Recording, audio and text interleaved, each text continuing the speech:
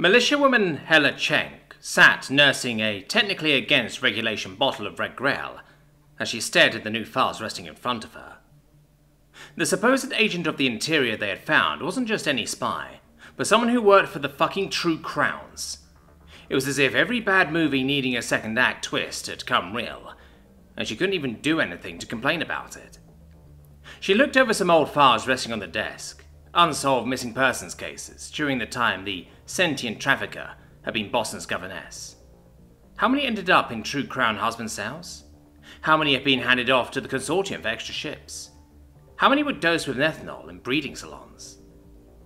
She took a deep drink of her red grail as the thought swam around her head.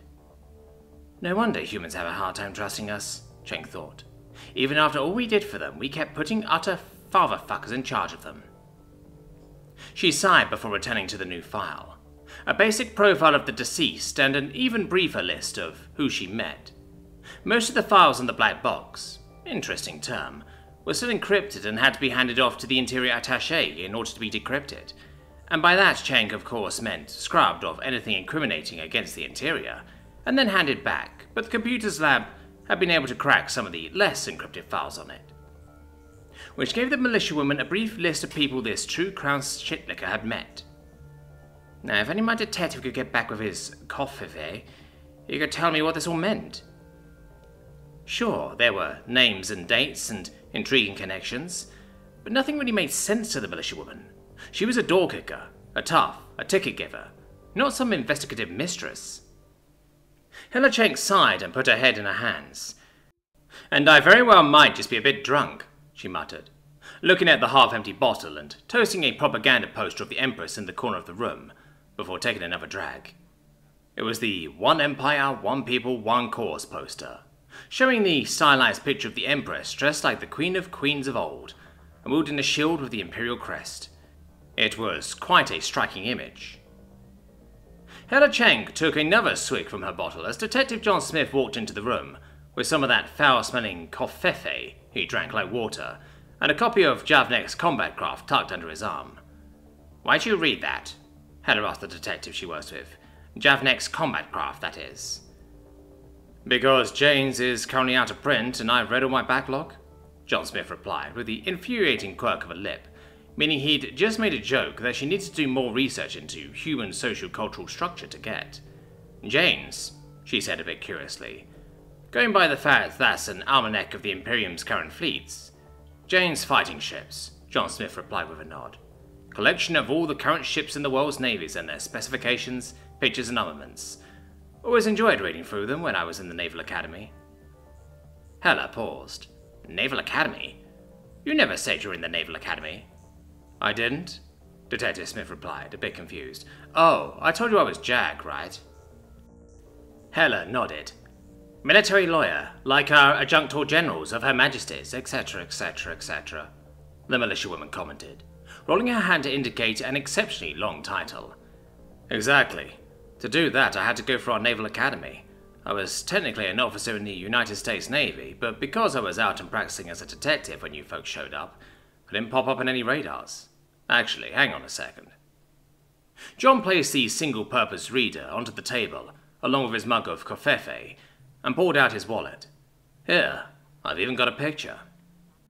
Hella Cenk scanned the picture of women and men in crisp white uniforms and well-shaped hats, with the idle skill of a long-time militiawoman. Faces were logged for further memory. The uniforms were sharp, she wouldn't deny that. The skirts on the women and the creased pants on the men creating an aura of professionalism that sometimes seems lacking in the brass breastplate of the imperial dress. She watched as John Smith flipped through the photos, pausing him on one specific photo. It was of John Smith, a much younger John Smith, and two other people. One, a short, red-headed woman with freckles and a smile like a flashbang. The other she recognized from the file resting behind her. A barely legible blur of static and corruption and encryption, hiding the human face looking at the dead interior agent as he dragged her into a pile of rubble. She pointed at the man standing near her friend in the picture. Detective John Smith, previously a JAG lawyer. "Who's that?" she asked, tapping a single purple finger on the short, blonde man standing next to a fiery redhead. Contrary to every movie you'll watch, a broken bottle is an utterly shit melee weapon to use in a bar fight. The act of breaking it caused fractures up and down the neck, and while the glass was sharp, it was also exceptionally fragile. Breaking a bottle was more a statement of intent than an act to acquire a proper weapon. However, broken and fragile glass was still useful in a pinch, and so as Cookie drove the shattered bottle into the leg of one of the night crew slavers, he took a look around at what everyone else was doing. The bar had erupted into violence after their statement of intent. A pair of patrol sensor techs had clotheslined a repo lady before the poor bitch could bring up her stun baton, putting her on the ground and confiscating the weapon. Slivers took a different approach to dealing with her target. She moved forward like a flowing river, back and forth and low to the ground, before coiling up around the organic repo agent and squeezed. Legs buckled, bones cracked, and the ceramic plating failed and shattered as 600-odd pounds of angry synth coiled up around the night crew's body, hardened scales pitting themselves up against armor weave and armor plate, and finding it lacking, as Slivers remembered her sister's advice: entwine, squeeze, and don't let go. The woman screamed in agony as she collapsed. Everything was going to hell. The night crew were smaller and faster, able to dart in and out of a shield's reach without as much of a problem. But these weren't drug marines or show-off nobles. These were the women and men of the patrol, and they learned how to brawl. Cookie hit the deck as a screaming elf-like woman flew over his head and slammed into the one the pilot was in the process of taking apart with his fists. He looked up, and it was honestly going better than he expected. The peasant in the corner were perfectly happy to not get involved. Everyone had mostly restrained themselves to fists, chairs, and bottles, and the night crew man they were protecting was being pulled further and further back to safety. There was then a whine from the front of the bar. The whine of a weapon being readied. "Weapon System Operator McDermott, Pilot Kennedy, please take a seat," Captain Roshal said simply, gesturing towards a set of chairs in the officer's cabin. While other Imperial ships might have had a full suite with a kitchenette, meeting room, sealed holochamber and luxurious bedroom, the captain of a patrol vessel's meeting room merely was a single room with a small bar, kitchen, and social space, along with a rack and table. It was luxurious in a way neither of the two USN veterans could truly grasp. The sheer size and luxury of the room afforded to a naval officer spoke of the fact that nobility were expected to live in these conditions, but also the sheer scale of these ships, and the length of time people were expected to live inside them. Even crew quarters were in bunk rooms of 8, instead of the massive halls of coffins that lined the hulls of destroyers and carriers in the Navy. Cookie thought he was lucky to get sleep near his ready room instead of with the rest of the crew, but in the patrol, he got a full-on locking door. The two humans took a seat across from their mature Shulvanti captain. She didn't take out a drink or offer the pilots and WSO one. All parties were still on shift. "To start, this is not a disciplinary conversation, nor is it one that it is needed under any military code. This is simply me informing you of a cultural detail you may be unaware of," Roshal began, letting the two smaller humans get settled in the almost comically oversized chairs. "I am now Captain Roshal of the Imperial Merchant Patrol. I was previously Fleet Admiral Roshal of the Imperial Navy. That is a change, and one I believe sometimes needs to be explained. Those who have lived in this Imperium for a long time have heard the story, but I am unsure you two have, as your world has only recently been conquered. So listen carefully." A mad-eyed night crew wore armor splattered with what looked to be the remains of someone's food and splinters from a table she had been smashed through. The click and hum came from a riot gun switched to lethal, being waved to the entire bar. Cookie watched as the barrel of the riot gun passed over the handful of Perisin, eating happily. The cats then began to reach for concealed weapons of their own before the barrel flagged the group again.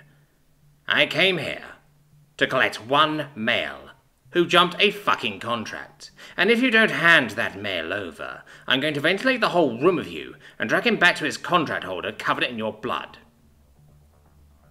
The needle full of combat stim sticking out of her leg probably explained the utter insanity of trying to hold up an entire bar full of people on your own. But nevertheless, she had a point. Riot guns were meant to put down, well, riots, and in a tightly packed barroom, the weapon would be functioning at its critical range band. Now, You can either hand the Quavic mail over so I can finish my goddamned contract, or I'll give you a crinier you'll never forget. Cookie was still learning the particularities of the Naikru language, so the swears that slipped into the heavily accented trade shill weren't something he was quite able to pass, although the last one had facets of horrible and death, so it's probably not something polite. Behind her, before the woman could make true her declarations, an older woman cleared her throat. Are you familiar with the Iron Tooth incident? Captain Roshal asked her two new crew members, folding her hands on the metal desk. The woman, Weapons Systems Officer McDermott, began to speak as her Mel. Pilot Kennedy nodded. It was a big scandal where, correct me if I'm wrong, a ship with an abnormally large male crew ended up becoming a rape ship after being stranded. The captain waved a hand back and forth, a near universal sign of almost. I am unsure where you heard two of those details, but you are mostly correct. The ship did not have an abnormally large male crew, and it was never outside Imperial contact. These two factors were one of the reasons there was such a large scandal. But yes, the crew did begin to sexually abuse and rape their male crewmates, up to and including dosing them with drugs in order to keep them compliant. She paused before saying the last word. It genuinely horrified the old woman that someone of her species and her service could sink to such depths for what? Momentary pleasure? Disgraceful, she thought, glad that spark of lust was never lit inside her. As you may imagine, such a scandal and disgrace echoed around the Imperium, and, in part, is the reason we are still seeing such low enlistment numbers among Shorvanti males in our Imperial militaries. Let me guess, you were the captain. The redhead, an interesting colour of hair Roshal did admit, asked. No, Captain Roshal said flatly. I bring it up because it is important to what I am about to tell you. Patrol-boarding Marines are some of the most heavily armoured infantry in the Imperium, aside from EOD and Commandos. They wore a blend of flexifiber and ceramic armour, and regularly carry heavy purple thermoplast shields alongside armour-mounted grenade launchers and the occasional breaching axe. Now, however, they were acting as escort for a woman who, honestly, didn't need one. Captain Roshal was dressed as she always was, rich blue patrol officer's uniform with his purple lapel shining proudly, an official cover holding her tight military butt in place. The sidearm at her hip was standard issue and worn. Not the display piece of posing noble, but the service weapon of someone who had used it regularly on the range, and in rage. She looked at the woman waving a riot gun into the crowd of her sailors, and was unimpressed. She took a step forward. The night crew took a step back. Roshal crossed the threshold of the bar, boarding Marines wielding their scatterguns at her back, and the night crew stumbled over a bottle strewn on the floor. Might I ask what you are doing here? The Imperium's bloody hand asked, without raising her voice. 3 scions of noble lineage stood before their peers, standing shoulder to shoulder at the front of an auditorium. Every captain and senior NCO of the 3rd Imperial Expeditionary Fleet sat silently watching them. If space was willing, every single member of the fleet would be watching what was about to proceed. The 3 women stood proudly, or at least, they tried to stand proudly. Their hands were tied behind their backs with temporary cuffs, bruises from rough handling marked their skin, and the uniforms of the 3rd Imperial Expeditionary Fleet were blooded and ruffled from a fight. One of them even had a cracked tusk. Beside them stood 2 pods of military police carrying stun batons and pulse SMGs. One of them had blood still dripping from her knuckles. The room was silent in the way an intake of breath is silent, the way anticipation is silent, the way a knife placed in front of you is silent. It was the stillness of waiting, the stillness and quiet of having to think about what might occur.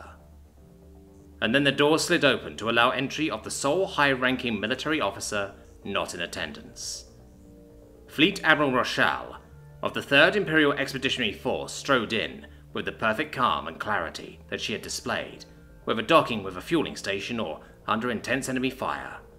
But this time, there was something underpinning this crisp military discipline, like if it was let slip for a moment, it might never be set back in place. She walked to the front podium and began to speak. The night crew responded by holding up a consortium-branded omnislate. Quarter as cheap, half as reliable. "I am executing a retrieve warrant as my duty," she called out. "A male has skipped the contract and fled here, and I am to retrieve the contractor and bring him back into compliance, whatever means necessary." The last bit was said with a low growl. "I see. Show me the warrant," Roshal replied, reaching a hand out. The night crew gleefully handed the omnislate over. "You see? Perfectly legal. Your crews had no right to accost us in this manner. They should all be disciplined thoroughly and made to pay reparations." "I am not so sure about that," Roshal replied. As many of you may or may not know, today is the 3rd month since the reporting of the Iron Tooth incident, where a ship of Navy women decided to take liberties with the person and body of their male crewmates. Some of you will have heard rumors it was because the ship was stranded. Others, that it was overly staffed with men. Even more of you might have heard it was all consensual. Roshal took in a deep breath. "Those are all lies. 4 men were raped continuously for a length of time we still do not fully know by their crewmates, officers and captain, by those they were supposed to trust." For once, Roshal's voice had a tint of emotion. That emotion was rage. "And I have found 3 women attempting to begin the process in my fleet." Roshal looked the night crew in the eye, glaring down at the organic repo agent in front of her. "This warrant states that due to the excessive amount of debt this man has accrued for medical bills, he was forced into a repayment contract under the jurisdiction of a matronly caretaker, ensuring he is to compensate her for her generosity." The night crew nods.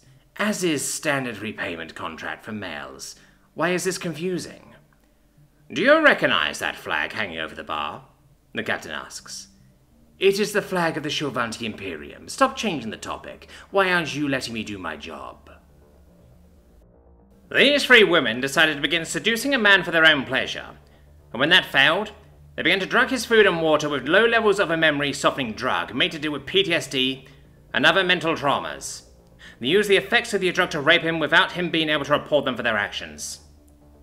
Roshal took a pause. "They had done so for 2 weeks. You are aware, then, under treaty signed by your own nation, that this bar is considered Imperial territory and subject to Imperial laws and regulations, where they do not contradict Fair Harbor Treaty?" Roshal pressed. "Well, yes," the night crew replied, hand beginning to clench on her riot gun. "There was a trap here, but where was it?" Roshal looked the woman in the eye, silent judgment clouding her gaze. "By direct decree of the Empress herself, all slavery is to be outlawed in the Imperium. Let no subject be clasped in chains of bondage, and may all who seek refuge find it. Dead slavery is considered, by legal proceedings, to still be slavery. This warrant is void." The night crew spluttered before looking at the woman standing in front of her. Do you understand what that is? Who holds that contract? That contract is held by the daughter of the CEO of Medicor. She's like one of your backwards feudalistic nobles. So unless you want her to come after you, you had better turn that mail over." "I have just finished speaking with my chief medical officer. She says the man in question had been drugged enough that he has begun to undergo a slow overdose." Roshal speaks. "At this point, he is nearly comatose and needs to be directed for nearly all tasks, up to and including feeding himself." Roshal took another breath in. She is unsure if he will ever recover. "My name," the clay-hearted woman began, "is Captain Roshal, formerly Fleet Admiral Roshal. As Fleet Admiral, it falls to me to provide judgment and punishment in cases such as these, delivering high justice as my right as commander of this military expedition." Without so much as flexing her arms, Roshal took the tablet holding the warrant between her hands and snapped it in half. Roshal turned on her heel, drew her sidearm, and fired 3 times at head level. Each shot hit their target. The night crew went pale. "You are permitted to flee," Roshal advised. The slaver took the hint and ran, brushing past the patrol officer as the male night crew poked his head out from behind the bar, a Shilvanti barkeep with a call gun standing guard over him. All Cookie could do was watch as his captain made a woman holding her at gunpoint turn and run, with just the simple mention of her name. "Summary execution?" Malik asked. As Roshal finished retelling the story, "Don't get me wrong, it was perfectly reasonable. But these were noble scions. Weren't you worried about retaliation?" Cookie nodded, taking a sip of her offered drink. It was fruity in the way plain water wasn't, like what would happen if you drank distilled water that had been poured next to a sliced orange. Roshal gave another so-and-so hand wave. "At the moment, I was more focused on justice, both for the man who was wronged and the service those three slighted with their dishonorable conduct. However, looking back, I do not believe I would have done anything differently." Captain Clayhart Roshal took a pause. "No, that is incorrect. I would have sent a message to their families stating exactly why I executed their rapist daughters, but I would have not hesitated to execute them again." She then nodded. "This was not a conversation meant to scare you, simply one I believed that must be had. I expect discipline and honor from my crew and will uphold military justice when need be. I have never executed another sailor, and as of yet, I have had no need to." Roshal stood, and Milk and Cookie stood a second later. "If you have any questions regarding this, or the expectations I have of my crews, you may forward them to the Watchkeeper. I have to see to my other duties at this moment. Oh, and for your information, the man in question is beginning to recover, after years of treatment." Roshal smiled. "I cannot return years to him, but I hope I can at least return his mind."